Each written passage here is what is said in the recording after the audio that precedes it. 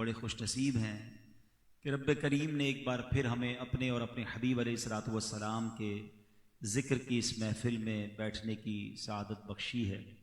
मैं हमारे जमाल डेडी भाई और इनके दोस्तों को वो दिल की गहराइयों से मुबारकबाद पेश करता हूँ। हर साल ही बड़ी मोहब्बत के साथ और बड़े फॉलो अप के साथ ये महफ़िल सजाते हैं और माशाल्लाह आज फिर ये महफ़िल सजी है। अल्लाह करे कि ये सिलसिला, ये सच्ची बात पता है क्या है, ये हम अपने भाग जगाते हैं। अगर हम नबी पाक की महफ़िल सजाते हैं, उनका मीलाद मनाते हैं ना, तो ये हम अपने ही भाग जगाते हैं, अपने ही दामन को भरते हैं। सरकार अलैहिस्सलातु वस्सलाम को तो वहाँ फरिश्ते दुरूद भेज रहे हैं, रब की रहमतें उन पर छमाछम बरस रही हैं। हम अगर उनके ज़िक्र की महफ़िल सजाते हैं तो हम अपना ही भला करते हैं। वो बड़ी खूबसूरत बात शायर लिखते हैं ना, महबूब की महफ़िल को महबूब सजाते हैं, महबूब की महफ़िल को महबूब सजाते हैं और आते हैं वही जिनको सरकार बुलाते हैं। वो लोग खुदा शाहिद किस्मत के सिकंदर हैं। जमाल भाई आपको भी और जितने लोग मीलाद मनाने वाले हैं जरा गौर से सुने, वो लोग खुदा शाहिद किस्मत के सिकंदर हैं जो सरवरे आलम का मीलाद मनाते हैं। और नियाजी साहब कमाल करते हैं कि अल्लाह के खजानों के मालिक हैं नबी सरवर, अल्लाह के खजानों के मालिक हैं नबी सरवर, ये सच है नियाजी हम सरकार का खाते हैं। ये शेर ऐसे ही नहीं कहा गया, हाँ बुखारी शरीफ की हदीस है, इन्नमा अना कासिमुन वल्लाहु युअती, कि अल्लाह देने वाला है, नबी पाक फरमाते हैं, और मैं तकसीम करने वाला हूं। आला हजरत तो बाकायदे इस हदीस को ही अपने शेर के अंदर ले आते हैं ना। सैयदी आला हजरत लिखते हैं, रब है मौती ये है कासिम, रब है मौती, मौती अता करने वाला, कासिम तकसीम करने वाला। हदीस कौन सी? इन्नमा अना कासिमुन वल्लाहु युती, अल्लाह अता फरमाता है मैं तकसीम कर रहा हूं। सुनो, रब है मौती ये है कासिम, रब है मौती और ये है कासिम, रिज़्क़ उसका है खिलाते ये है सल्लल्लाहु। तो मीलाद मनाने वालों से क्या खूब उनके लिए बरकतों के दरवाजे खुलते हैं। अल्लाह करीम आज की इस महफिल को कबूल फरमाए। दुरूद पाक पढ़ने के बेशुमार फ़ज़ाइल व बरक़ात हैं। सरकार दो आलम सल्लल्लाहु तआला अलैहि वसल्लम का फरमाने आलीशान, जिसका मजमून है कि जो कोई शख्स दिन भर में मुझ पर 50 मरतबा दुरूद पाक पढ़ ले, मैं कल बरोज़े क़यामत उससे मुसाफ़हा करूंगा। आप जरा गौर कीजिए कितना बड़ा इनाम है। नबी पाक से मुसाफ़हा मिलेगा क़यामत के दिन सिर्फ 50 बार दुरूद पाक पढ़ने से। अब जो दुरूद पाक पढ़ने में कंजूसी करते हैं वो अपने बारे में खुद गौर कर लें। फजूल बातों के लिए घंटों हैं हमारे पास, सोशल मीडिया पे घंटों बीत जाएंगे, दुरूद पाक का वक्त नहीं निकालते। ऐसा ना करें। और ये महीना स्पेशली, ये तो दुरूद पाक पढ़ने का महीना है ना, मीलाद का महीना है, तो नबी पाक की बारगाह में तोहफा पेश करने के लिए कम से कम रबीउल अव्वल में तो रोजाना 313 बार कम से कम दुरूद पाक पढ़ लें। कि उलमा फरमाते हैं जो 313 बार कम से कम दुरूद पाक पढ़ ले वो ऐसा है कि जैसे उसने कसरत से दुरूद पाक पढ़े। तो नियत करते हैं इंशाअल्लाह। 313 क्यों, कौन बताएगा? 313 का अदद पता है किसी को? किसका अदद है? कौन थे 313? पता है? नहीं पता है? असहाबे बदर, हाँ ये बदर वाले थे। अच्छा, एक और भी 313 का अदद है। बदर वाले कमाल के साहबा हैं और सुभान अल्लाह जन्नती साहबा हैं, लेकिन 313 का अदद एक और जगह से भी मिलता है। कमोबेश 1,24,000 अंबिया इस दुनिया में आए, ठीक है, मगर आपको पता है रसूल कितने आए? ठीक है ना, रसूल वो होते हैं जो अपनी शरीयत लेकर आते हैं। बाकी अंबिया, कुछ अंबिया ऐसे होते हैं जो पिछले नबी की शरीयत को फॉलो करवाते हैं।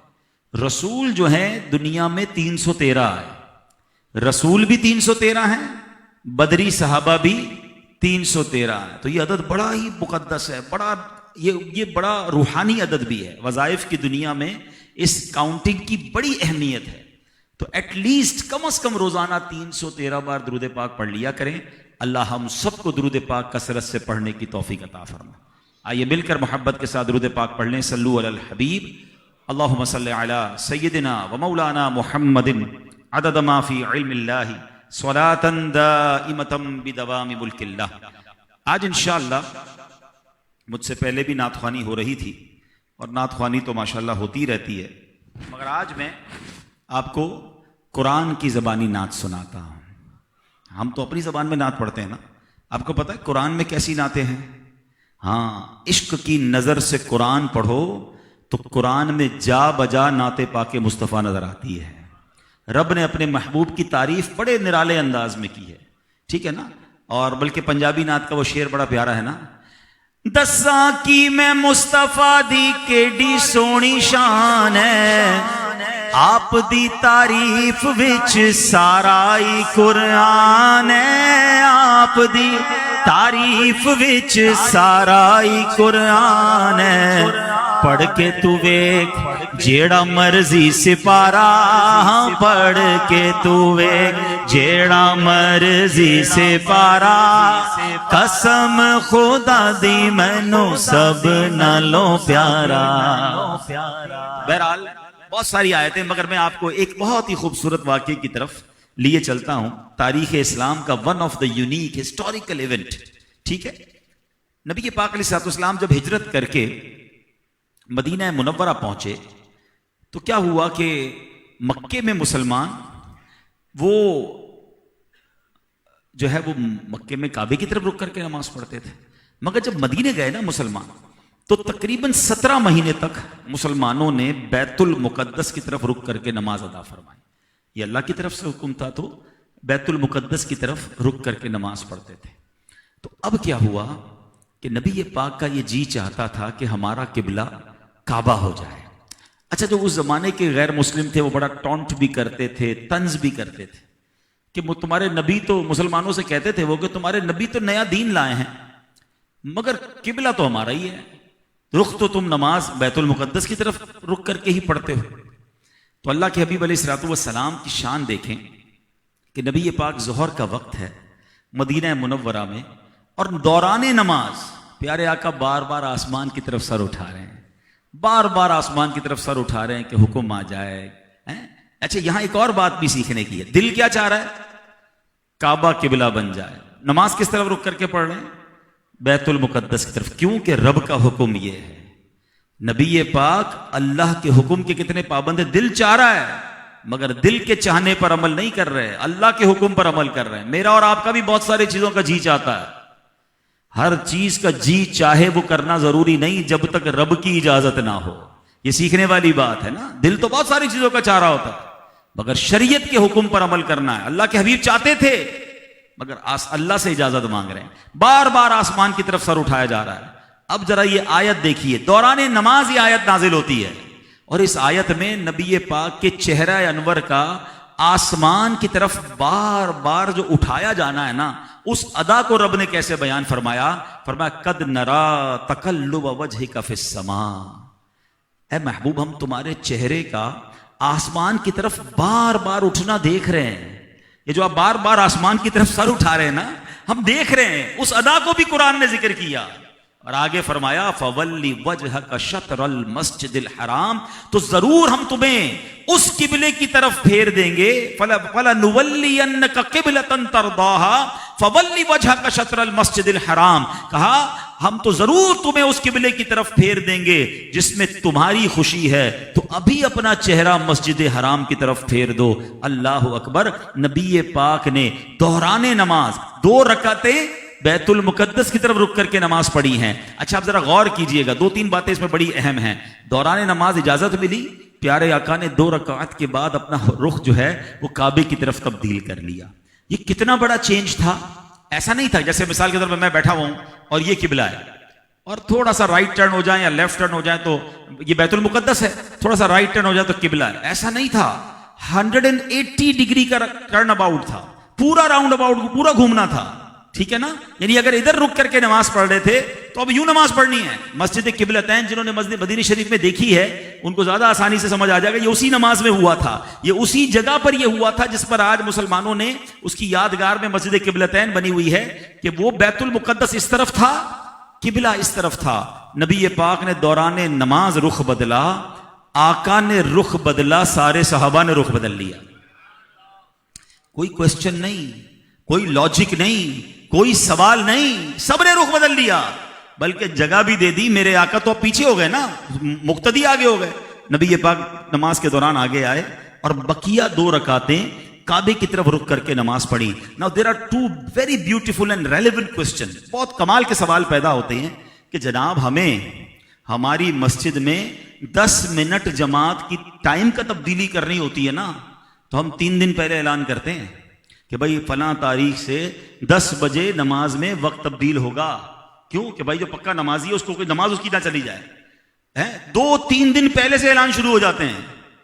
ارے قبلے کی تبدیلی کا حکم تھا, کم از کم 1 دن پہلے تو بتایا جاتا. اچھا بھائی 1 دن پہلے نہیں, نماز سے پہلے حکم آ جاتا کہ اب سے ظہر کی نماز بیت المقدس کی طرف نہیں کعبے کی طرف کرنی ہے. یہ نماز کے بعد حکم آ جاتا کہ ظہر پڑھ لی اب عصر ادھر پڑھ لینا. نہیں, دوران نماز, ڈیورنگ نماز. یہ کیا وجہ ہے؟ اتنا بڑا اعلان, اتنا بڑا چینج ہو رہا ہے. تو نبی پاک صحابہ کرام کو جمع کر لیتے, انڈرسٹینڈ کرواتے کہ مبارک ہو, حکم آ گیا ہے, ہم جناب اب قبلے کی طرف نماز پڑھیں گے. کوئی ڈسکشن نہیں ہے, کوئی انسٹرکشن نہیں ہے, کوئی مسجد میں پہلے اعلان نہیں ہے کہ نمازیوں اب سے نماز کا قبلہ تبدیل ہو رہا ہے. دوران نماز آیت نازل ہوتی ہے. آیت کس پر نازل ہوئی؟ صحابہ پر نہیں, نبی پاک پر. صحابہ کو نہیں پتا کیا ہو رہا ہے, بس نبی پاک نے رخ بدلا, صحابہ نے رخ بدل لیا. ہاں, اس کا ریزن کیا ہے؟ یہ ڈیورنگ نماز آنے کا ریزن کیا ہے؟ حکمت والے, بڑے عشق والے جواب علماء دیتے ہیں کہ دنیا کو بتانا تھا کہ صحابہ کی فرما برداری کیسی ہے, صحابہ کی نبی پاک سے محبت کیسی ہے. ارے اطاعت کس کو کہتے ہیں؟ اللہ کے حبیب نے رخ بدلا, سارے صحابہ نے رخ بدل لیا. nobody asked any logic and any question over there. آج کا مسلمان 1400 سال بعد سوال کرتا ہے جناب قرآن کے اس حکم کی لاجک کیا ہے, حدیث کے پیچھے کیا ہو جناب حکمت ہے, ہمیں بتائیے. ہماری اوقات ہے ہم قرآن کی اور حدیث کے معاملات میں لاجک تلاش کریں؟ صحابہ نے سکھا دیا ہے کہ اللہ کے نبی کا فرمان آ گیا, رب کا فرمان آ گیا, ہمارا کام لبیک کہنا ہے, ہمارا کام عمل کرنا ہے. تو یہ رہتی دنیا کے لیے ایک میسج ہے. تو آج بھی میری آپ سے گزارش یہی ہے, ہر چیز کو عقل سے نہ تولا کریں. بڑی خوبصورت بات شاعر مشرق نے کہی نا کہ عقل کو تنقید سے فرصت کہاں, عقل کو تنقید سے فرصت کہاں, عشق پر اعمال کی بنیاد رکھ. اگر اعمال کی بنیاد رکھنی ہے وہ عقل پر نہ رکھیں. اگر عقل کے پیچھے جائیں گے تو کبھی عقل نہیں مانے گی, تو کیا اسلام کا حکم نہیں مانیں گے؟ میں آپ کو دنیاوی طور پہ سمجھاتا ہوں. کسی ڈاکٹر سے آپ ملے اور ڈاکٹر اپنی ٹرمینالوجی ذکر کرنا شروع کر دے آپ کے سامنے کہ جناب ہارٹ جب ہم کھولتے ہیں, برین کھولتے ہیں, تو اس میں یہ والی بھی نس ہوتی ہے, تو یہ والی رگ ہوتی ہے, یہ کمپلیکیشنز ہوتی ہیں. آپ منہ ہی دیکھ رہے ہوتے ہیں اس کا, ہم نے ڈاکٹری پڑھی نہیں ہے, ہم کہتے ہیں یار بڑا پڑھا لکھا آدمی ہے, لیکن ہماری عقل کو سمجھ نہیں آ رہی ہوتی. مگر ہم کبھی یہ نہیں کہتے کہ ہمیں اس کی بات سمجھ نہیں آ رہی, غلط کہہ رہا ہے. ہم کہتے ہیں نہیں یار اس نے پڑھا ہے. ہمارا جب گھر بناتے ہیں تو انجینئر آ کے بلو پرنٹ دکھاتا ہے, ہم بھی ذرا چودھری صاحب بن کے دیکھ تو رہے ہوتے, سمجھ کچھ نہیں آ رہا ہوتا. اتنا بڑا نقشہ کھول کے بیٹھ جاتا ہے ہمارے سامنے کہ یہ کمرہ یوں بنے گا تو وہ بنے گا. ہم کہتے ہیں چل بھائی جو تو کہہ رہا ہے ٹھیک ہی کہہ رہا, بننے کے بعد دکھے گا کیسا یہ بتا دے, باقی یہ ہمیں کتنی ڈیپتھ ہوگی اور کتنا سیمنٹ سریا لگے گا یہ سانوں سمجھ نہیں آتا. ٹھیک ہے, لیکن مانتے کیوں ہیں اس کی؟ کہ اس کی عقل اچھی, اس نے پڑھائی کی ہے, اس میں اس کی لاجک ہے, اس کی جناب اس کی ایکسپرٹیز ہے, اس میں سب چیزوں پہ عقل ہم مان لیتے ہیں دوسرے کی. شریعت میں اپنی عقل پر چل رہے ہوتے ہیں کہ یار یہ بتائیے جناب کہ اس کے پیچھے اللہ نے حکم کیوں فرمایا. اب ہماری عقل کتنی بھائی, ہم قرآن کا سارے حکم سمجھ جائیں, ہم شریعت کے سارے احکام لاجک سمجھ جائیں, ضروری نہیں ہوتا. تو عشق پر بنیاد رکھنی ہے. اللہ رسول کی بات آ گئی, میری عقل مانے نہ مانے میں نے لبیک کہنا ہے, تب ایمان مضبوط رہے گا. بہرحال تو ایک تو اس واقعے سے یہ سیکھنے کو ملا. دوسری ایک اور بڑی کمال کی بات, ہاں نعت کی بات چل رہی تھی نا, قرآن نے کیا کہا کہ اے محبوب ہم تمہیں, یہ نہیں کہا کہ ہم تمہیں اس طرف پھیر دیں گے جس میں رب کی رضا ہے, اللہ جدھر چاہتا ہے ادھر تمہارا رخ کریں گے. نہیں, فَلَنُوَلِّيَنَّكَ قِبْلَةً تَرْضَاهَا, اے محبوب ہم ان قریب تمہیں اس طرف پھیر دیں گے جس میں تیری رضا ہے. یعنی سبحان اللہ، یہ جو بیت المقدس سے کعبے کی طرف قبلہ ہوا ہے، یہ سرکار علیہ الصلوۃ والسلام کی رضا کی خاطر، ان کی خوشی کی خاطر رہتی دنیا کا کعبہ جو ہے وہ قبلہ کر دیا گیا۔ جب بھی نماز پڑھا کرو نا اور ہاتھ اٹھایا کرو، منہ میرا کعبے کی طرف، تو تم دل میں خیال لایا کرو یہ منہ کعبے کی طرف ہوا ہے نا، یہ نبی پاک کی رضا کی وجہ سے ہوا ہے۔ اللہ نے محبوب کو راضی کرنے کے لیے سبحان اللہ حکم نازل فرمایا۔ تو جبھی تو سیدی اعلیٰ حضرت لکھتے ہیں نا، خدا کی رضا چاہتے ہیں دو عالم، خدا کی رضا چاہتے ہیں دو عالم، خدا چاہتا ہے رضائے محمد۔ اور سبحان اللہ، اللہ کی طرف سے کیسے محبوب کی رضا کو پورا کیا جاتا۔ بی بی عائشہ صدیقہ رضی اللہ تعالی عنہا جب نبی پاک کے معاملات دیکھتی تھی نا، کہ آقا کے دل میں بات آتی تھی، نبی پاک کو خواہش ہوتی تھی، قرآن کی آیت نازل ہو جاتی، جیسا نبی پاک چاہتے ویسا ہو جاتا۔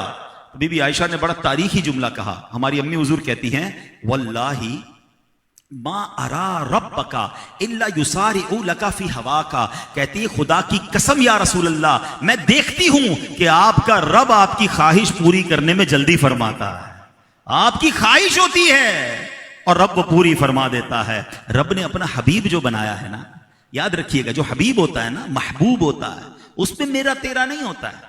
جب آپ کا جو کلوزسٹ فرینڈ ہو، آپ کیا کہتے ہیں، یار یہ میرا بیسٹ فرینڈ ہے، اب جو میرا ہے وہ اس کا ہے، جو اس کا ہے وہ میرا۔ دوستوں میں ایسا ہی ہوتا ہے جو بہت کلوز ہوں۔ تو اللہ نے کسی کو خلیل بنایا ہے، اللہ نے کسی کو روح اللہ بنایا، خلیل اللہ بنایا، کلیم اللہ بنایا، مگر حبیب اللہ بنایا تو جناب رسول اللہ کو بنایا۔ تو پھر کیا ہوا، اعلیٰ حضرت سمجھاتے ہیں کہ سوچو جو رب کا محبوب ہو جائے پھر وہ ہمارے لیے کتنے معتبر ہو جائیں گے۔ تو اعلیٰ حضرت نے تو فارمولہ بتا دیا، وہ لکھتے ہیں، میں تو مالک ہی کہوں گا کہ ہو مالک کے حبیب، حضور میں تو آپ ہی کو مالک کہوں گا، میں تو آپ مالک کے حبیب ہیں، ہمارا آپ سے رابطہ بھی ہے، آپ سے واسطہ بھی ہے، آپ ہمارے آقا بھی ہیں، ہم آپ کے امتی بھی ہیں، تو میں تو مالک ہی کہوں گا کہ ہو مالک کے حبیب، یعنی محبوب و محب میں نہیں میرا تیرا۔ میرا تیرا جو ہے نا وہ غیروں میں ہوتا ہے، محبوب و محب میں نہیں ہوتا یہ میرا یہ تیرا۔ رب فرماتا ہے میرے محبوب جو کچھ میرا ہے، میری تیرے سوا جو کچھ دنیا میں، ایک جگہ رب فرماتا ہے، اے میرے محبوب تیرے سوا جو کچھ دنیا میں سب میں نے تیرے لیے پیدا فرمایا ہے۔ وجہ تخلیق کائنات ہیں اللہ کے حبیب، the reason of the all creation ہیں۔ اچھا سبحان اللہ، اللہ کریم نے نبی پاک علیہ الصلوۃ والسلام کی رضا کیسے پوری کی۔ پیارے آقا ایک جگہ فرماتے ہیں کہ میری امت پر بھاری نہ ہوتا نا تو میں ہر نماز کے لیے مسواک کا حکم دیتا، یعنی فرمایا، یعنی میں کہتا کہ مسواک واجب ہو جائے، مگر میری امت پر بھاری تھا۔ پھر ایک جگہ فرماتے ہیں اگر میری امت پر بھاری نہ ہوتا تو عشاء کی نماز کو رات کے تیسرے پہر تک مؤخر کرنے کا حکم دیتا، یعنی آقا تو چاہتے تھے کہ ہم عشاء لیٹ پڑھیں مگر امت پر بھاری پڑ جائے تو اس کا حکم نہیں دیا۔ ایک جگہ فرماتے ہیں تراویح سے متعلق، کہیں تم پر یہ فرض نہ ہو جائے لہٰذا با جماعت تراویح ادا کرنا نبی پاک نے کچھ دنوں کے لیے روک دی کہ اگر میں یہ پڑھتا رہوں گا اور کنٹینیو جماعت سے تراویح ہوتی رہی تو کہیں یہ فرض نہ ہو جائے، امت پر مشکل نہ ہو جائے، امت پر بار نہ پڑ جائے، اتنا ہم سے پیار ہے۔ لیکن یہاں سوال بڑا پیارا بنتا ہے کہ نبی پاک حکم نہ بھی دیں، اگر اللہ پاک کی آیت نازل فرما دیتا کہ ہر وضو میں مسواک فرض ہے تو فرض ہو جاتی، مگر چونکہ نبی پاک کو امت کی فکر ہے تو اللہ پاک نے یہ حکم بھی نازل نہیں فرمایا کہ محبوب کی مرضی نہیں ہے نا تو امت مشقت میں نہ پڑ جائے، امت پر ڈیفیکلٹی نہ ہو جائے۔ 6,500 کے قریب قرآن پاک کی آیات ہیں، کسی ایک آیت پہ حکم نہیں دیا کہ مسواک کو فرض کر دیا جائے۔ قرآن کریم میں نماز کا بار بار حکم ہے مگر تراویح فرض نہیں کی گئی کیونکہ محبوب کی رضا اس میں نہ تھی کہ تراویح فرض ہو جائے گی، میری امت پر مشکل ہو جائے گی۔ سبحان اللہ، معراج کی رات دیکھیے نا، رب کیسے حبیب کی بات پوری فرماتا ہے۔ فرض کتنی ہوئی تھی نمازیں یاد ہے نا، کتنی ہوئی تھی؟ 50 نمازیں۔ اللہ کے حبیب نے کیا عرض کیا، مولا زیادہ ہے، میری امت نہیں پڑھ پائے گی۔ 50 سے 45 40 ہوتے ہوتے 5 ہو گئی، مگر کرم نوازی دیکھو، ارشاد ہوتا ہے لا تبدیل لکلمات اللہ، اے میرے حبیب ہمارے کلمات بدلتے نہیں، پڑھنی 5 ہی تیری امت کو، ثواب 50 کا ہی عطا کیا جائے گا۔ 5 پر 50 کا ثواب ہے. پھر وہ لوگ سوچیں جو نماز قضا کرتے ہیں. اے میلاد بنانے والو، اے نبی پاک سے محبت کرنے والو، نماز کو تھام لو. یہ کتنی بڑی چیز ہے، آپ کو اندازہ ہے؟ جتنے قرآنی احکام ہیں نا، روزہ ہے، زکوٰۃ ہے، حج ہے، اور بھی بہت سارے فرائض ہیں، واجبات ہیں، یہ سب حکم کہاں نازل ہوئے؟ زمین پر جبریل امین وحی لے کر آئے. مگر نماز کہاں عطا کی گئی؟ رب نے اپنے پاس بلا کر عطا کی ہے. Try to understand the importance of namaz. یہ جبریل امین حکم لے کر نہیں آئے، رب نے اپنے پاس بلا کر. اور جب محبوب کو کوئی اپنے گھر بلاتا ہے، اپنے قریب بلاتا ہے، رب تو گھر سے پاک ہے مگر اللہ نے اپنے قریب بلایا. جب آپ کا کوئی بیسٹ آپ کے گھر آتا ہے تو سب سے اچھا تحفہ دیتے ہو نا، بہترین تحفہ دیتے ہو. معراج کی رات تحفہ کیا ملا نبی پاک کو؟ یہ نماز کا تحفہ ملا. تو سمجھو یہ کتنی بڑی چیز ہے. ہم ضائع کر دیتے ہیں، نمازیں قضا ہو رہی ہوتی ہیں. بلکہ میں بیان میں کہا کرتا ہوں کہ بھائی نبی برتھ ڈے ربیع الاول کیا ہے؟ پیارے آقا کا برتھ ڈے ہے نا. تو دنیا میں برتھ ڈے گفٹ نہیں دیتے ہو کہ جب کسی رشتہ دار کا، بچوں کا، جاننے والے کا جب پتہ چلتا ہے جنم دن آیا، برتھ ڈے آیا، ہم کوئی تحفہ دیتے ہیں. اور تحفہ کیا دیتے ہیں؟ جیسی شخصیت ویسا تحفہ. کوئی بڑا چھوٹے بچے کا وہ ہے برتھ ڈے ہے تو ہم چاکلیٹ دیتے ہیں، کوئی نہ کوئی ٹوائز دے دیتے ہیں. بڑی عمر کا آدمی ہو تو ہم عطر دیتے ہیں، کپڑے دیتے ہیں، جو بھی کتاب دیتے ہیں. نبی پاک کا برتھ ڈے ہے، آپ نے کیا تحفہ دیا انہیں؟ کوئی تحفہ تیار کیا کہ نہیں کیا؟ اچھا تحفہ بھی وہ دینا چاہیے جو اس کو پسند ہو.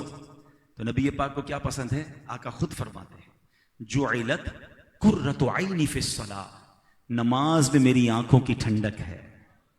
تو نبی پاک کو تحفہ دینا نماز کا. کیسے ہماری نمازیں قضا ہو جاتی ہیں؟ تو نیت کریں کہ انشاءاللہ اب ہماری نماز قضا نہیں ہوگی انشاءاللہ. اچھا پیارے آقا علیہ الصلوۃ والسلام کے بہت خوبصورت ڈیسیژنز، ایمان تازہ ہو جائے گا آپ کو، ذرا غور سے سنیے گا. نبی پاک کو اللہ کریم نے عقل مبارک کیسی دی؟ اللہ نے سب سے عرفہ والا بنایا نا، سب سے لاجواب بنایا، سب سے بہترین بنایا. حضرت وہاب بن منبہ فرماتے ہیں کہ میں نے پچھلی آسمانی کتابوں میں سے 71 کتابیں پڑھی ہیں، آسمانی 71 کتابیں پڑھی، اور اس میں نے پڑھا ہے کہ پوری دنیا میں جتنی عقل اتاری گئی ہے اس سب کو ایک صحرا تصور کیا جائے. ڈیزرٹ، صحرا میں کتنی مٹی ہوتی ہے؟ پورا صحرا تصور کیا جائے پوری دنیا کی عقل کو، تو اس میں سے ایک ذرے کے برابر عقل جو ہے وہ پوری دنیا کو دی گئی ہے، اور باقی ساری عقل مصطفیٰ کریم علیہ الصلوۃ والسلام کو عطا فرمائی. آئے ہائے ہائے، وہ خدا نے ہے مرتبہ تجھ کو دیا، نہ کسی کو ملے نہ کسی کو ملا، کہ کلام مجید نے کھائی شہا، تیرے شہر و کلام و بقا کی قسم. ایسا مرتبہ دیا. اب جس کی عقل مبارک ایسی ہو اس کے فیصلے کیسے ہوں گے، اس کی ویژن کیسا ہوگا، اس کی جناب چاہت کیسی ہوگی. اب ذرا سنتے جائیے کہ اللہ کے حبیب علیہ الصلوۃ والسلام کو کچھ آپشنز دیے گئے. ایک بار نبی پاک علیہ الصلوۃ والسلام کو یہ پیشکش فرمائی گئی اللہ پاک نے کہ اے محبوب اگر آپ چاہیں تو ہم آپ کو دنیا کے وہ خزانے عطا فرمائیں جو نہ آپ سے پہلے کسی کو ملے نہ آپ کے بعد کسی کو ملیں گے. اس پر مزید یہ کہ ان دنیاوی خزانوں کی وجہ سے آپ کی آخرت کے انعامات جو ہیں وہ کم نہیں کیے جائیں گے. اب نبی پاک کو آپشن دیا گیا مگر ویژن تھا. عقل مبارک کیسی تھی؟ آپ نے عرض کیا آپ کہتے ہیں اے اللہ پاک یہ بھی سب کچھ میرے لیے آخرت میں ہی جمع فرما دیں. یعنی دنیا کے خزانے نہیں چاہیے، یہ نعمتیں بھی آخرت کی تو ملنی ہیں، اس کو بھی آخرت کے لیے جمع کر فرما دے. یعنی نبی پاک نے اختیاری غربت اختیار کی. سمجھیے گا بات. ایک بندہ خود سے غریب ہے، خود سے فقیر ہے، ٹھیک ہے نا، اس کے پاس نہیں ہے، لیکن ایک وہ شخصیت جس کو دنیا بھر کے خزانوں کی آفر ہو. خود نبی پاک علیہ الصلوۃ والسلام فرماتے ایک جگہ پر خدا کی قسم اگر میں چاہتا تو سونے چاندی کے پہاڑ میرے ساتھ چلا کرتے. اس قدر نبی پاک کو اختیارات دیے گئے، مگر آپ نے چٹائی کا بچھونا پسند کیا، خاک پر سونا پسند کیا. آپ کبھی فاقہ کر رہے ہیں، کبھی کھجور شریف کھا رہے ہیں، یہ کیوں ہے؟ سب جو کی روٹی ہے. اس کی وجہ کیا ہے؟ علماء نے بہت خوبصورت اس کی وجہ بیان کی. آپ فرماتے ہیں اگر نبی پاک بادشاہوں والی لائف گزارتے، شاندار گھر ہوتا، مہنگی سواری ہوتی، بہت مہنگے عطر استعمال فرماتے، لیوش کھانے کھاتے، جنت کے کھانے آتے نا نبی پاک کے لیے، تو آقا کی امت میں جو غریب امتی ہوتے جیسے آج بھی یہاں بیٹھے ہوں گے وہ کیا سوچتے کہ میرے آقا تو اتنے مہنگے کپڑے پہنتے تھے، میں غریب تو پہن ہی نہیں سکتا. نبی پاک کی سنت تو جناب بہت مہنگے مہنگے مرغ و مسلم ہیں اور روسٹ کھانا ہے، میں تو وہ بھی نہیں کھا سکتا. پیارے آقا تو بہت قیمتی عطر استعمال کرتے ہیں، میں غریب آدمی کر ہی نہیں سکتا. تو غریب امتی جو ہے اس کا دل چھوٹا ہو جاتا، وہ افسوس کرنے میں لگ جاتا. سبحان اللہ, نبی پاک نے اپنی لائف سٹائل کو اتنا سمپل کر دیا کہ خود چٹائی پر سوئے تاکہ آج غریب بھی غربت میں رہے تو سنت پر عمل کر سکے. امیر کو عمل کرنا ہے تو سادگی اختیار کرے, اس کے لیے آسان ہے. سنت پر عمل کرنے کے لیے امیر سادگی اختیار کرے. غریب کو یہ احساس نہ ہو کہ جناب وہ سبحان اللہ جب نبی پاک کے انداز کو دیکھتا ہے تو بندے کو صبر آ جاتا ہے. امیر اہل سنت لکھتے ہیں نا, ہے چٹائی کا بچھونا کبھی خاک ہی پہ سونا, ہے چٹائی کا بچھونا کبھی خاک ہی پہ سونا, کبھی ہاتھ کا سرہانا مدنی مدینے والے, کبھی جو کی موٹی روٹی تو کبھی کھجور پانی, تیرا ایسا سادہ کھانا مدنی مدینے والا. اب ذرا غور کیجئے, یہ نبی پاک کا انداز تھا. ایک اور خوبصورت نبی پاک کا ڈیسیشن, نبی پاک کی چوائس دیکھیں کہ نبی پاک علیہ الصلوۃ والسلام کی بارگاہ میں ایک مرتبہ قریش آئے اور کہتے ہیں کہ دعا کیجئے کہ کوہ صفا جو ہے نا, یہ صفا مروہ کی پہاڑی آپ دیکھتے ہو, یہ کوہ صفا اللہ پاک ہمارے لیے سونے کا بنا دے. یہ پورا پہاڑ سونے کا ہو جائے گا نا, ہم مسلمان ہو جائیں گے. اگر آپ چاہتے ہیں ایمان لے آئیں تو آپ اللہ سے دعا کریں کہ پورا پہاڑ سونے کا ہو جائے. تو نبی پاک علیہ السلام نے فرمایا پکے ہو, پھر ایمان قبول کر لو گے؟ بالکل پکا وعدہ, آپ بس یہ پہاڑ سونے کا بنائیں, یہ دلیل دیں ہمیں, ہم مسلمان ہو جائیں گے. نبی پاک نے اللہ کی بارگاہ میں دعا کی. جبریل امین آئے, عرض کرتے ہیں کہ رب نے آپ کو سلام بھیجا ہے, اور رب فرماتا ہے آپ چاہیں تو کوہ صفا کو سونے کا بنا دیا جائے گا.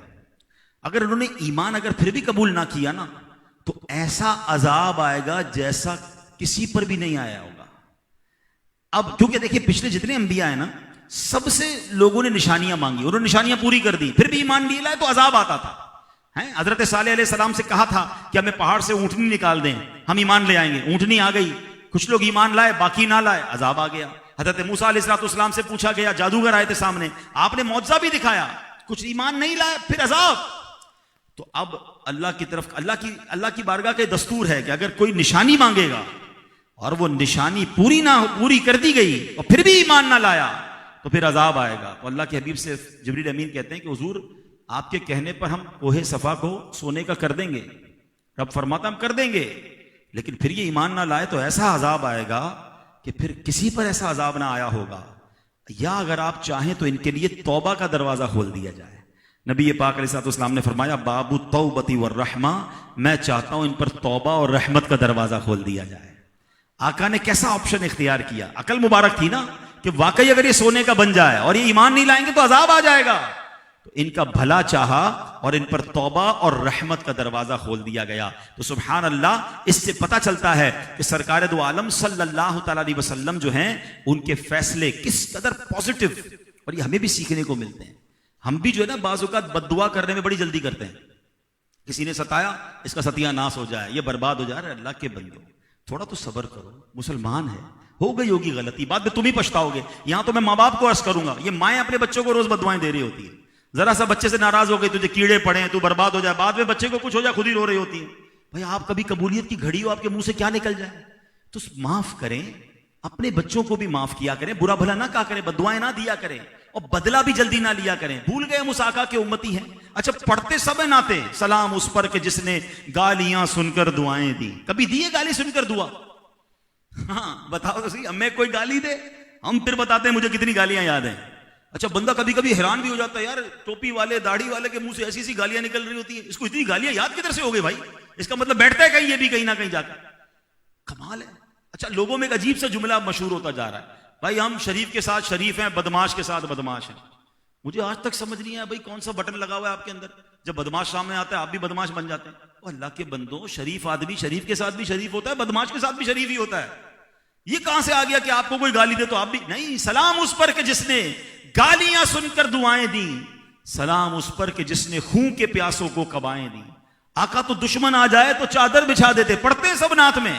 کبھی خود کیا, صبر تو کرے, معاف بھی کرے, درگزر بھی کرے. اتنا جلدی فیصلے نہ کیا کریں، اور اگر کرنا ہے تو اچھا فیصلہ کریں، بہترین فیصلہ کریں، معافی اور درگزر کا فیصلہ کریں. کیا پتا میں آج کسی کو معاف کر دوں، اس معافی کی برکت سے اللہ مجھے معاف فرما دے. بڑی کمال کی حدیث ہے، کمال کی بھی ہے اور ڈرانے والی بھی ہے. حدیث پاک کا مضمون ہے جو معاف نہیں کرتا اس کو معاف نہیں کیا جائے گا، اور جو رحم نہیں کرتا اس پر رحم نہیں کیا جائے گا. اب غور کر لیں، اگر آج میں اپنے ملازم کو معاف نہیں کر رہا، اپنے گھر والوں کو معاف نہیں کر رہا، ہر کسی سے بدلہ لینے کے لیے تیار ہوں، ذرا میری گاڑی کو کسی نے ٹچ کر دیا، ادھر گالیاں اول فول پتہ نہیں کیا کیا بکرے ہوتے ہیں. ہو گیا غلطی یار، انسان سے ہوتی ہے، ہو گئی اس سے غلطی، معاف کر دو. نہیں، اچھا ہمارا معافی کا سسٹم بھی بڑا نرالا ہے. ہماری گاڑی کو کوئی ٹچ کر دے اور اس کے 4 گارڈ بھی ساتھ بیٹھے ہوں، بندہ کہتا ہے چلو کوئی بات نہیں یار معاف کیا، اس کا کوئی تم بگاڑ ہی نہیں سکتے تو اس کو معاف کر دیا. سائیکل والا ٹچ کرے تو معاف کرو نا بھائی، پھر مانے آپ کو. نبی پاک کے پاس تو اتھارٹیز تھی. آپ بھول گئے طائف کے میدان میں فرشتے آئے تھے نا، جب پتھر برسائے گئے، خون میں نبی پاک کو نہلا دیا گیا. فرشتے آئے کہ حضور آپ حکم کریں یہ سارے پہاڑوں کو ہم طائف والوں پر الٹا کر دیں گے، تہس نہس کر دیں گے. اللہ کے نبی نے فرمایا نہیں، میں رحمت للعالمین بنا کر بھیجا گیا. اے اللہ میری قوم ہے، مجھے جانتی نہیں ہے، ان کی ہدایت کی دعا کر رہے ہیں. اتھارٹی ہوتے ہوئے معاف کرنا کمال ہے. آپ کسی کا بگاڑ ہی کچھ نہیں سکتے، پھر معاف کیا تو کیا کمال کیا. مزہ یہ اتھارٹی ہے، بدلہ بھی لے سکتا ہوں، بتا سکتا ہوں، مگر پھر اللہ کے لیے معاف کریں. پھر دیکھیں اس کی چاشنی اور ہے، اس کا مزہ ہی اور ہے. تو ہمیں میلاد کے اجتماع میں آنا ضرور چاہیے، مگر کچھ سیکھ کر بھی تو جاؤ نا، کچھ بدلاؤ بھی تو آئے نا. میری طبیعت میں بدلاؤ آئے، میرے انداز میں بدلاؤ آئے. مزہ پتہ کیا ہے، میلاد کا مہینہ جائے نا، لوگ نوٹس کریں کہ یار تمہارے اندر فرق آ گیا ہے، سچ بولنے لگے ہو. ہم کہیں ہاں سچے نبی کا میلاد آیا، اب میں نے جھوٹ سے توبہ کر لی ہے. کوئی آپ کو کہے کہ یار آپ ماشاءاللہ مسجد میں زیادہ نظر آنے لگ گئے ہیں، کہا ہاں نبی پاک کا میلاد آیا نا، میں نے 5 وقت نماز پڑھنا شروع کر دی ہے. فرق تو آئے، رحمت کا دریا بہ رہا ہے، مجھے فرق ہی کوئی نہیں پڑ رہا. ایسا نہ بنے. دیکھیں رحمت کی بارش کا قصور نہیں ہوتا، قصور زمین کا ہوتا ہے. کہیں بارش برسے کیچڑ پر، گندگی پر، تو کیا بن جاتا ہے؟ کیچڑ بن جاتا ہے. نرم زمین پر بارش برسے تو وہاں پھول کھلنا شروع ہو جاتے ہیں. دل کی زمین اچھی ہے کہ نہیں؟ بارش تو برس رہی ہے، ہاں ربیع الاول آیا، رحمت کی پھوار برس رہی ہے. میں چیک کروں مجھ پہ فرق آ رہا ہے کہ نہیں آ رہا، میرے دل میں برکت آ رہی ہے کہ نہیں، میری نمازیں بہتر ہو رہی ہیں کہ نہیں. میں نے ابھی بیان میں شروع میں کہا درود پاک کی کثرت ہوئی کہ نہیں. مزہ یہ آئے کہ بس یہ مہینہ مجھے بدل کے چلا جائے، میری لائف چینج ہو جائے کہ جب میں نے نبی پاک کے بارے میں اتنی باتیں سنی ہیں تو میرے اندر کیا آ رہا ہے. اب میں آخر میں چند آپ کو وہ باتیں بتاتا ہوں کہ سرکار دو عالم علیہ الصلوۃ والسلام نے کچھ باتوں سے بیزاری کا اعلان کیا، ناراضگی کا اعلان کیا، بلکہ یہاں تک فرمایا جو یہ کرنے والا ہے وہ ہم میں سے نہیں ہے. ایک عاشق رسول کو ان چیزوں سے تو پہلے بچنا چاہیے نا. میں چند وہ حدیثیں بتا دیتا ہوں. نبی پاک نے فرمایا جو قرآن کریم کی تلاوت اچھی آواز سے نہ کرے وہ ہم میں سے نہیں ہے. اب ذرا غور کریں، یہاں تو قرآن کریم کی تلاوت ہی نہیں ہو رہی، اچھی آواز تو دور کی بات ہے، تلاوت کرنا ہی نہیں آ رہا، مخارج ٹھیک نہیں ہے. اور بعض اوقات تو کئی لوگوں کے گھروں میں پورے سال میں ایک ہی بار قرآن کھلتا ہے، وہ بھی رمضان میں. ایسا کیسے چلے گا مجھے بتائیے نا. ہم اپنے موبائل کو کتنا اوپن کرتے ہیں، انگوٹھوں میں درد شروع ہو گیا اب تو لوگوں کے، انگلیاں اور انگوٹھوں میں درد ہو گیا، اتنا اوپن کرتے ہیں، اتنی چیٹنگ، اتنی کیا کیا لکھ رہے ہوتے ہیں. اتنا موبائل یوز ہے، قرآن کتنا کھولتے ہیں. آپ کو پتا ہے جب میں اور آپ دنیا سے جائیں گے یہ سارے سافٹ ویئر آف لائن ہو جائیں گے. ہو سکتا ہے کچھ دوست دور کے دوست ہوں گے، دوسرے ملکوں میں ہوں گے، وہ پوچھیں گے یار بندے کو چیک تو کرو کہاں ہے، 2-3 دن سے آن لائن نہیں ہوا ہے. تو ہر وقت آن لائن ہوتا تھا. تو پتا چلے گا 3 دن سے جو آن لائن نہیں ہوا ہے نا وہ بندہ ہی آف لائن ہو گیا ہے، بندہ انتقال ہو گیا اس کا. یعنی میں اور آپ قبر میں جائیں گے تو سافٹ ویئر آف لائن. لیکن آپ کو پتا ہے جس نے قرآن تھاما ہوگا نا، قرآن قبر میں بھی آن لائن ہوگا. حدیث پاک میں ہے کہ 30 آیتوں والی ایک سورت ہے، حدیث پاک کا مضمون ہے، جو روزانہ رات اس کی تلاوت کر لے یہ سورت انشاءاللہ قبر میں اس کی شفاعت کرے گی. کون سی سورت ہے؟ سورہ ملک. پڑھے نا روزانہ.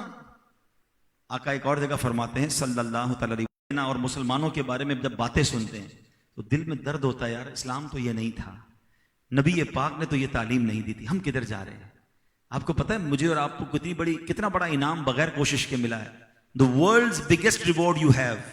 جی ہاں، آپ اور میں نبی پاک کے جو امتی بن گئے نا، یہ آپ کو پتہ ہی نہیں کتنا بڑا انعام ملا ہے. حضرت موسیٰ کلیم اللہ اللہ سے دعا کرتے تھے اللہ مجھے بھی آخری نبی کا امتی بنا دے. موسیٰ کلیم اللہ علیہ السلام کی تمنا ہے مجھے جس کا ہاتھ جدھر لگتا ہے، جس کو جدھر موقع لگتا ہے کسی کو دھوکہ دے دیتا ہے. کوئی جناب سوچئے ہم آخری امتی، آخری نبی کی آخری امت ہیں، ہمیں ایسا کام نہیں کرنا چاہیے. دن آ سکتے ہیں واپس کہ دنیا میں لوگ مسلمانوں کو دیکھ کر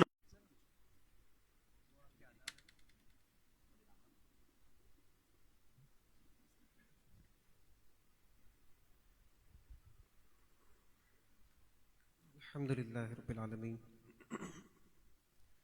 والصلاة والسلام علی سید الانبیاء والمرسلین. جزا اللہ عنا سیدنا مولانا محمد صلی اللہ تعالی علیہ وآلہ وسلم ما هو اہل. یا ارحم الراحمین یا ارحم الراحمین یا ارحم الراحمین یا ربنا یا ربنا یا ربنا یا حی یا قیوم یا حی یا قیوم یا حی یا قیوم برحمتک نستغیث.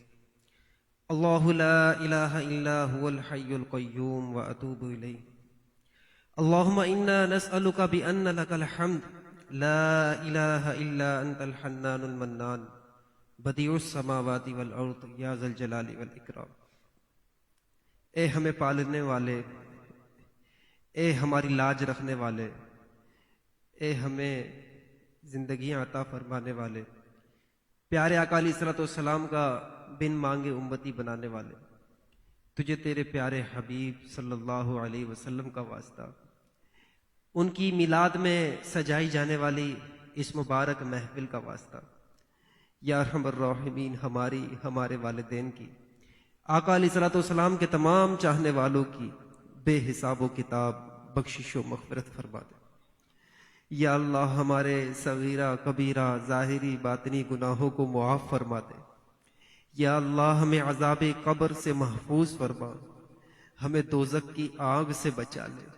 یا اللہ ہمیں، ہمارے ماں باپ کو، ہمارے بیوی بچوں کو برے خاتمے سے محفوظ فرما.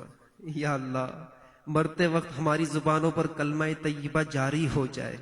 یا اللہ مرنے سے پہلے ہمیں توبۃ النصوحہ کی توفیق نصیب ہو جائے. یا اللہ ہمارا خاتمہ بالخیر ہو جائے. یا اللہ ہمیں شہادت اپنی راہ میں عطا فرما دے. اللہم ارزقنا شہادتا فی سبیلک وجعل موتنا فی بلد حبیبک صلی اللہ علیہ وسلم. مولا کریم ہمارے درمیان جو بیمار ہیں، ہمارے ماں باپ میں، بیوی بچوں میں، رشتہ داروں میں، دوست احباب میں جو بیمار ہیں، جس مرض کا شکار ہیں، چاہے ڈاکٹروں نے انہیں لا علاج ہی کیوں نہ کہہ دیا ہو، مولا کریم تیرے قبضہ قدرت میں ہر مرض کا علاج ہے. اس مبارک محفل کا واسطہ ہمیں، ہمارے مریضوں کو شفا یابی عطا فرما. مولا کریم ہمیں، ہمارے گھر والوں کو مرتے دم تک ہسپتالوں میں داخل ہونے سے بچا، مہنگے مہنگے علاجوں سے بچا، دواؤں انجیکشنوں کی محتاجی سے بچا، بستر پر بولو براز سے بچا. یا اللہ کینسر سے بچا، شوگر ہو جانے سے بچا، بلڈ پریشر کے مرض سے بچا، مرگی کے دوروں سے بچا، ڈائلسس کی نوبت سے بچا، ٹرانسپلانٹ کی نوبت سے بچا، خون کے لین دین سے بچا، اعضا کی پیوند کاری سے بچا. یا اللہ کسی کے آگے ہاتھ پھیلانے کی نوبت سے بچا لے. یا اللہ تیرا بندہ تیرا ہی محتاج اچھا لگتا ہے، ہمیں غیر کی محتاجی سے ہمیشہ کے لیے محفوظ فرما. یا اللہ ہمیں اپنی اولاد کا بھی محتاج ہونے سے بچا لے. یا اللہ ہمیشہ ہماری صحت، تندرستی، عافیت، سلامت رہے. یا اللہ مولا کریم جو ہمارے بھائی بے روزگار ہیں یا روزگار تو رکھتے ہیں لیکن معاشی تنگی کا شکار ہیں، روزگار کے مسائل کا شکار ہیں، یا اللہ اپنے پیارے حبیب کا صدقہ ہم تمام مسلمانوں کے رزق حلال میں خوب برکتیں عطا فرما. یا اللہ جو بے روزگار ہیں انہیں بھی رزق حلال عطا فرما. ہمارے ملک کی معیشت مضبوط ہو جائے، ہمارے یہاں صنعتیں بحال ہو جائیں، روزگار کے کروڑوں نئے دروازے ہمارے ملک میں کھل جائیں. یا اللہ ہمارے ملک میں مہنگائیاں ختم ہو جائیں، معاشی خوشحالی آ جائے. یا اللہ روزگار کے مواقع میسر آ جائے. یا اللہ ہر مسلمان کو قدر کفایت کم سے کم روزی ضرور میسر ہو جائے. یا اللہ سب کو حلال ذریعے سے رزق عطا فرما. اگر خدا نہ خواستہ مولا کریم ہمارا کوئی بھائی حرام ذریعے میں لگا ہوا ہے تو مولا کریم اس مبارک محفل کے صدقے میں ہمارے دل کی دنیا بدل جائے اور مولا کریم ہم حلال ذریعے کی طرف آنے میں کامیاب ہو جائے. یا ارحم الراحمین اس سی ٹی سی مارکیٹ میں جتنے ہمارے دکاندار حضرات جو جاب کرنے والے موجود ہیں جو آج کی اس محفل میں شریک ہیں، یا اللہ ان کے بھی رزق حلال میں خوب خوب برکتیں نازل فرما دے۔ یا اللہ جو بھی ہم کمائے ہمیں برکت والی روزی نصیب ہو جائے۔ یا ارحم الراحمین جو بے اولاد آئے ہیں انہیں پیارے آقا کے صدقے میں نیک صالح جنت میں لے جانے والی اولاد نصیب ہو جائے۔ جو بے رشتہ آئے ہیں انہیں اچھے رشتے نصیب ہو جائیں۔ جو ذاتی گھر کی تلاش میں ہیں یا اللہ انہیں ذاتی گھر نصیب ہو جائے۔ یا اللہ جو ذاتی سواری چاہتے ہیں انہیں ذاتی سواری نصیب ہو جائے۔ یا ارحم الراحمین ہمیں ہماری ذلتوں کو عزت سے بدل دے، ہماری بیماریوں کو شفا سے بدل دے، ہماری بدبختیوں کو خوشبختی سے بدل دے۔ یا اللہ ہمیں ذلت قلت سے محفوظ فرما، ظالم اور مظلوم بننے سے بچا، ہمارا ذکر بلند فرما، ہمارا بوجھ ہلکا کر دے، ہمارا ہر کام درست کر دے۔ مولا کریم پیارے آقا علیہ الصلوۃ والسلام نے جو تجھ سے بھلائیاں مانگی ہیں ہمیں ان بھلائیوں سے حصہ عطا فرما دے۔ جن شرور سے پناہ چاہی ہے ہمیں ان شرور سے پناہ عطا فرما دے۔ یا اللہ ہمیں ہمارے گھر والوں کو ہمارے والدین کو حاسدین کے حسد سے محفوظ فرما، ظالموں کے ظلم سے محفوظ فرما، شریروں کے شر سے محفوظ فرما، بد نظروں کی بد نظری سے محفوظ فرما۔ یا اللہ دشمنوں کی دشمنی سے محفوظ فرما۔ یا ارحم الراحمین ہمیں اپنی پناہ میں لے لے، یا اللہ ہمیں اپنی پناہ میں لے لے۔ مولا کریم اللہم انا نجعلک فی نحورہم ونعوذ بک من شرورہم، اللہم احسن عاقبتنا فی الامور کلہا واجرنا من خزی الدنیا وعذاب الآخرہ۔ مولا کریم اس مبارک محفل کو سجانے والوں کو خوب آبادیاں شادبادیاں عطا فرما۔ یا اللہ جنہوں نے اس میں اپنا جو حصہ ملایا سب کا اپنا حصہ ملانا قبول فرما لے، جو آئے ان کا آنا قبول فرما لے، جو بلائے گئے ان کا بھی آنا قبول فرما لے۔ یا اللہ جنہوں نے اس میں اپنا مال ملایا، اپنا پسینہ، اپنا وقت، اپنی صلاحیت خرچ کی، سب کو پیارے آقا علیہ الصلوۃ والسلام کی حقیقی محبت عطا فرما دے۔ یا اللہ اور ہماری یہ ڈیڈی فیملی کی طرف سے یہ سارا اس میں بہت بڑا اہتمام کیا گیا، یا اللہ اس محفل کا ثواب اور اس کے بعد جو لنگر ہو اس کا ثواب ہمارے عمل کے مطابق نہیں بلکہ اپنی شان کے مطابق عطا فرما۔ اور یہ سارا ثواب ہم پیارے آقا علیہ الصلوۃ والسلام کی بارگاہ بے کس پناہ میں ہدیتاً تحفتاً پیش کرتے ہیں، آپ کی بارگاہ میں پہنچا۔ آپ کے طفیل تمام صحابہ، تمام اہل بیت، تمام ازواج مطہرات، آپ کے والدین کریمین، پیارے آقا علیہ الصلوۃ والسلام کے آباء و اجداد کو اس کا ثواب پہنچا، خصوصاً حضور سیدنا شیخ عبد القادر جیلانی اور قادری، چشتی، سہروردی، نقشبندی، کلندری سلسلے کے تمام، اویسی سلسلے کے تمام بزرگان دین کو اس کا ثواب پہنچا۔ حضرت خواجہ اویس کرنی، حضرت خواجہ محکوم الدین سیلانی رحمۃ اللہ تعالی علیہ کو اس کا ثواب پہنچا۔ ہم یہ جس ہم محفل میں شریک ہیں ڈیڈی فیملی کے جو عزیز و اقارب اس دنیا سے کوچ کر گئے ان کو اس کا ثواب پہنچا۔